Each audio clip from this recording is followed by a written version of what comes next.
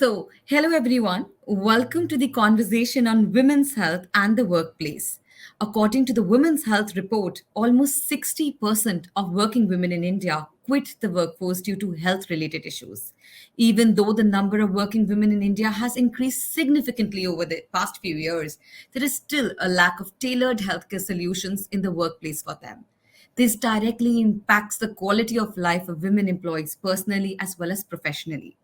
Today, we are here to create awareness about this big challenge the working women are facing and initiate a change.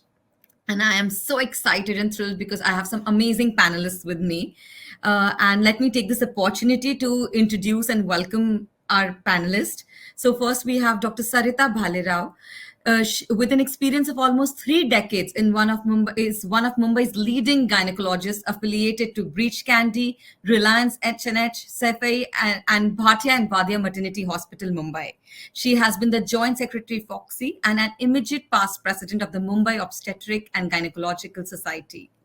We also have with us Vedanshi Vala. She's a Bachelor of Science student at the University of British Columbia and a social entrepreneur.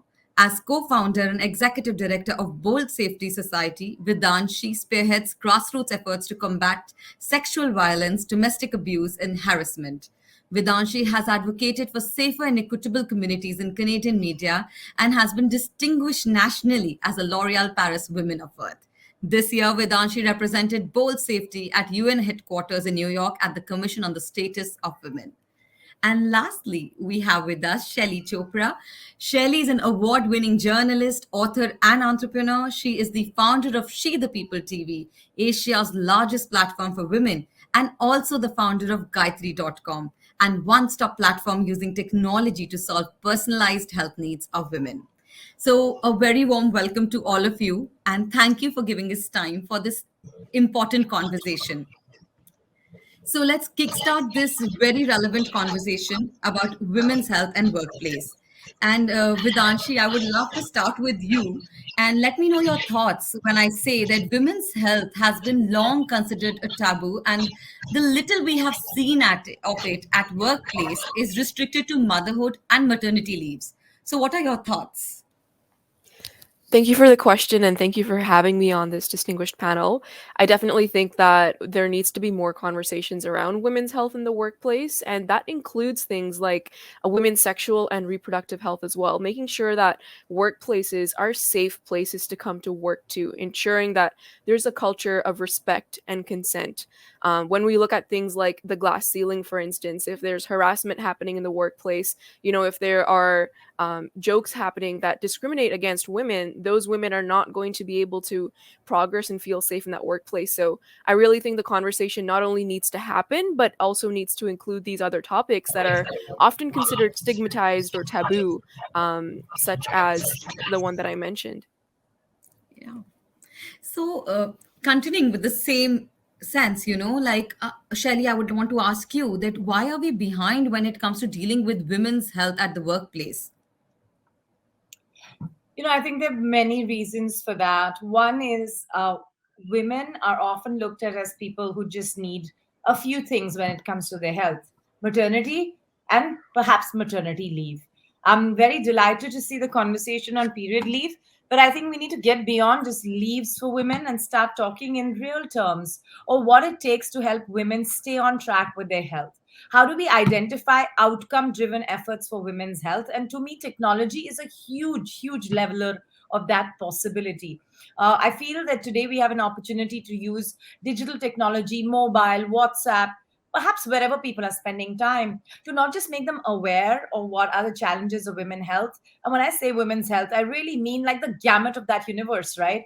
It's not just endometriosis, PCOS, maternity, postpartum, complicated stuff in terms of irregular periods, and just dealing on an everyday basis with nutrition, fatigue, tiredness.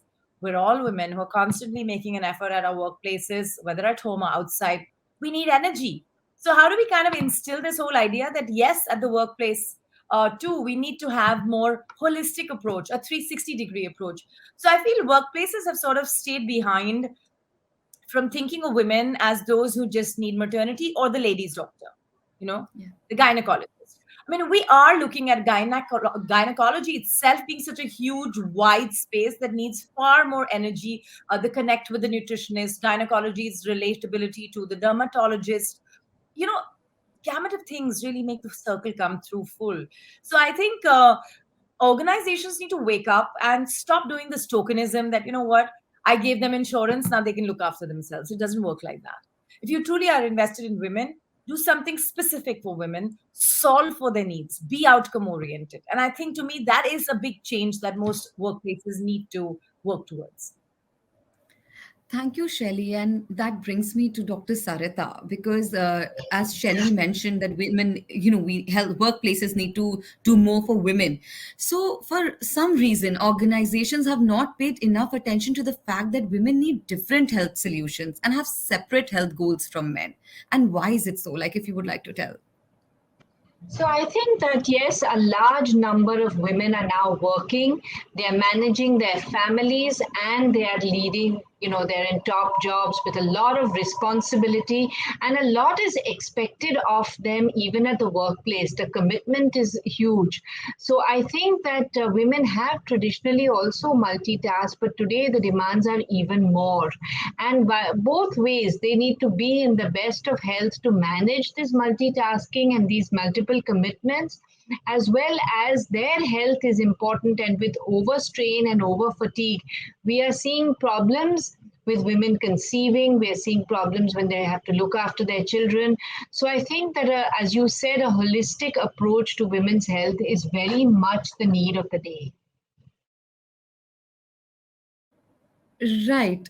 And so that comes to the next question that I have, like holistic approach, personalized solutions, as we're talking about these, and why women are so over fatigued, and that's why require specific health goals which are different from men. So clearly there is a gap. So Vedanshi, I would like to ask you, with the onset of technology, now gives employees and organizations both a chance to change and bridge this gap. So do you think that digital health can help improve specific health solutions for women? Yeah, I mean, especially with what our organization at Bolt Safety Society does, I definitely do believe in the power of technology to empower change. So, for some brief context, Bolt Safety Society uses a digital platform where we centralize tools and educational articles and information on things like if someone is sexually assaulted, what are locally available support systems that they can seek help in, how to be a better ally, how to foster cultures of consent and respect in the workplace and really just in the community at large. And so I really do think that technology does give employers the power to make sure that their employees have at their disposal the tools needed for their own safety and well-being. At the same time, I don't think that technology alone is the solution, because there still need to be those offline conversations in workplaces on how to have a culture that is respectful and inclusive and equity minded. So I really think that technology is part of the solution and definitely can accelerate progress, but it's not the whole solution. Right. And so that comes to, I want to come to Shelley. And Shelley, you've just launched a technology company that is dealing with a specific solution for women. So what are your inputs? Do you think technology will be able to bridge this gap between women's health and workplace? And do you think that these tailor-made programs and preventive health programs will solve for productivity? I think point, and I hear what Vedanshi says when she says that technology can be a huge enabler. So I think one of the critical gaps has been that women have traditionally looked at the internet for information gathering, and they've always asked, oh, so what do I do next? How do I solve for this? Oh, listen, this is some pain, I should just react to it 2 days later, or I'll just forget about it.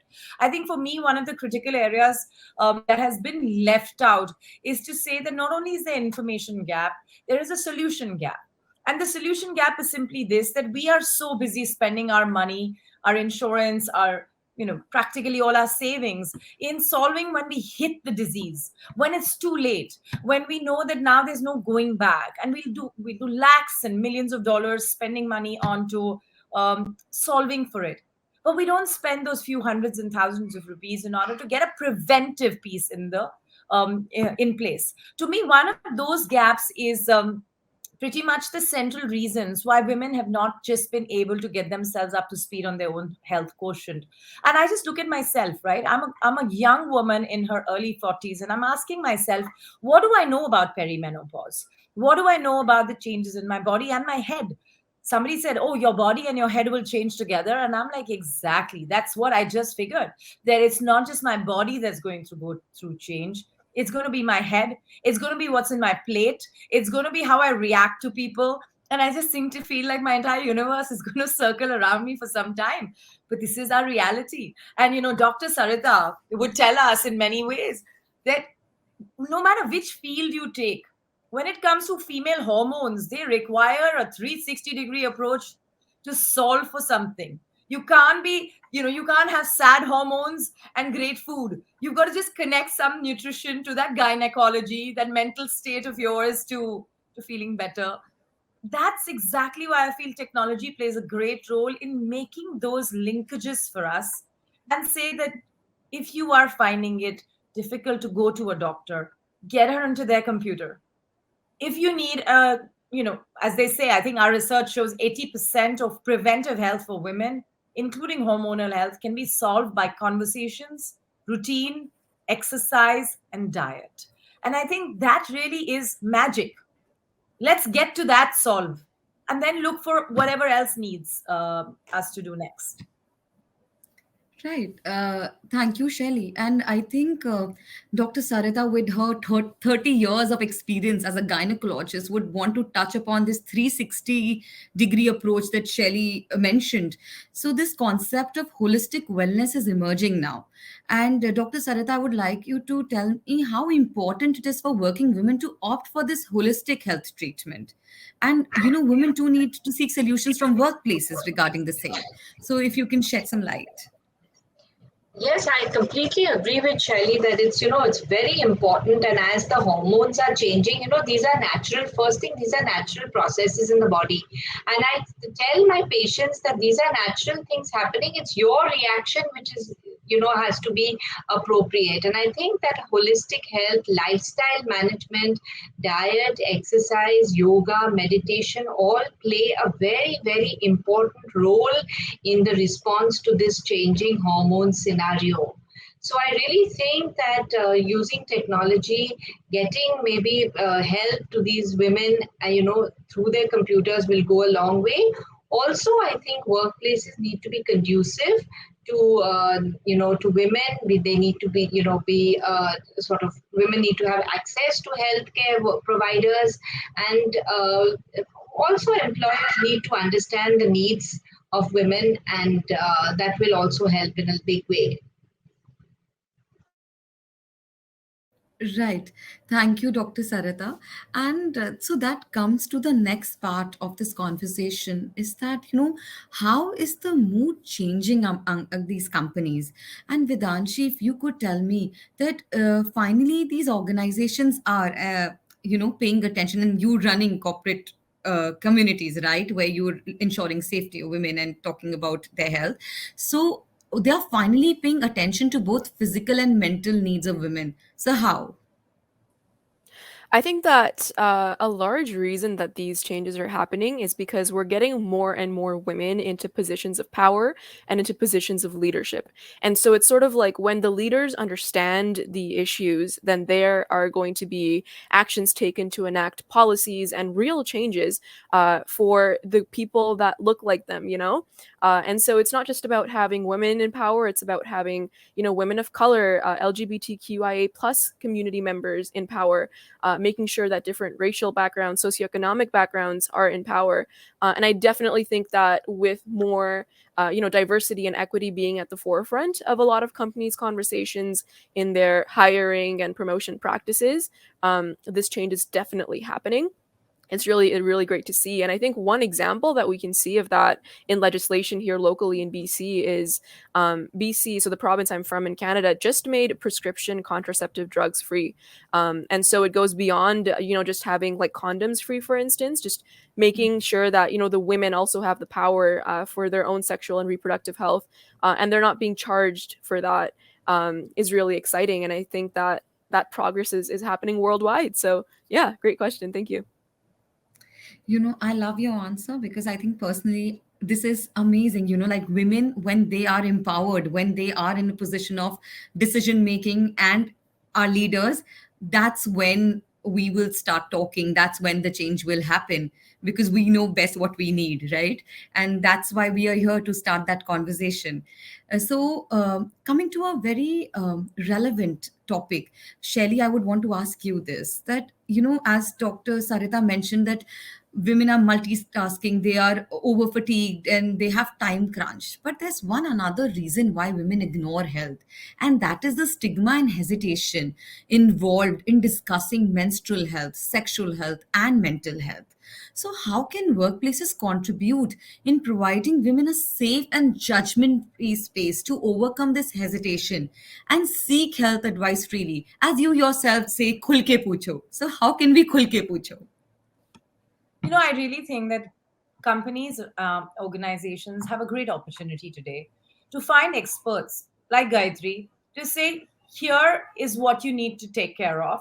We have not been geared up as an organization to talk with women about their health, but we need experts. We need experts who stop looking at women as walking wombs and baby bearers. We need experts who don't just think of maternity and motherhood. We need experts who simply just recognize that one, the stigma shouldn't be there, but even when the stigma is not there, the solution should be there. And I think that's really very, very central to the entire idea of why Gayatri was born, is to say that let's fill the gap between the time that technology can today help women get immediately to solve for their preventive needs. So, Dr. Sarita, my last question for you is that often one is asked, why only women? Isn't health important for all? So, can you throw some light on why women require special care at work? So first thing is that health is important for everyone. I definitely think that it is important for men and it's also important for women. And for women, it's very important to be in the best of health because they are managing jobs, they are managing families, they have children dependent on them, sometimes elderly people dependent on them. So it's really very important for them to be in the best of health. And I think that workplace also they have to sensitize now to many, the fact that many women are working, they're coming into work and they have special needs. And I think that these companies and corporates can do a lot by way of education, the awareness. They do health screenings because it's an ideal place to do screening for cancers, for example, screening for health related problems, for anemia, for diabetes, all these things, if they are brought to to the company, we can, really improve their health. Right. Thank you so much. And my final question for Vedanshi is that post COVID, we have welcomed digital health. So, do you think that digital platforms have made it easier for workplace to provide health support to the employees, like particularly health support to the employees? If yes, then how? So in this case, I would like to give the example of one of the programs that Bolt Safety runs. It's called Safe Hubs. And what that means is we've partnered with local businesses to create a network of safe spaces. Especially during COVID-19, we saw an escalation of reports of domestic violence. I remember there was this one hotline that reported over 400% increase in reports and calls for help.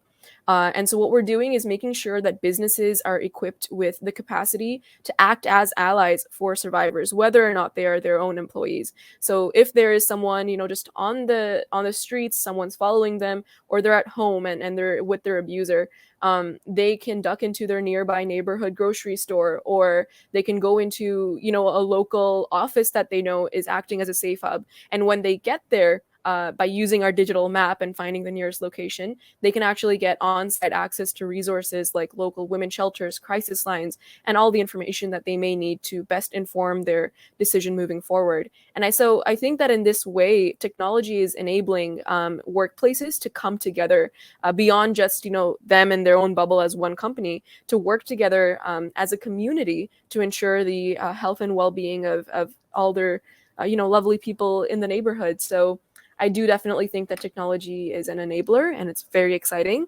And I'm glad to see how it can empower these offline acts of altruism from people as well. Great. Thank you so much, everyone, for such an insightful and enriching session on women's health and workplace.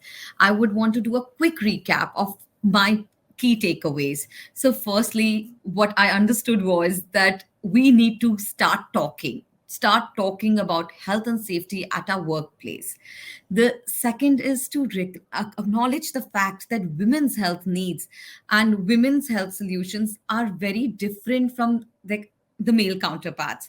So we need, and technology is an enabler that will assist in getting these preventive, tailor-made, holistic measures for women's health. And why women at workplace, or why workplace should focus on women's health, is because, as Dr. Sarita mentioned, as Shaili mentioned, that women are juggling, right, and balancing between work and their family, and they're over fatigue, they're multitasking, and they're spending majority of time at work. So to improve their productivity, for their emotional wellness, organizations can use technology to provide them, right, and platform where they can openly, safely, confidentially, without any judgment, talk about their health needs. And I think Dr. Sarita has already mentioned various ways in which various ways or health solutions that can be provided to women at workplace via technology. And as Vedanshi summed it up in the end, that technology is not limiting people to a particular workplace. It is enabling us to create communities, bringing together communities to provide solutions that can improve the health and wellness of women. So thank you so much once again for this thought-provoking conversation, and hope this marks the beginning of the change all women want to see in the workplace. Thank you so much. Thank you, Karishma, and thank you for inviting me. It was a pleasure to be on this program. Thank you. And I'm Likewise, so I sorry for echo the that. technical glitches. I echo that as well. Thank you so much for inviting me and having me on here today. Thank you, Vedanshi. Thank you, Dr. Sarita. Thank you, Sushik. Thank you.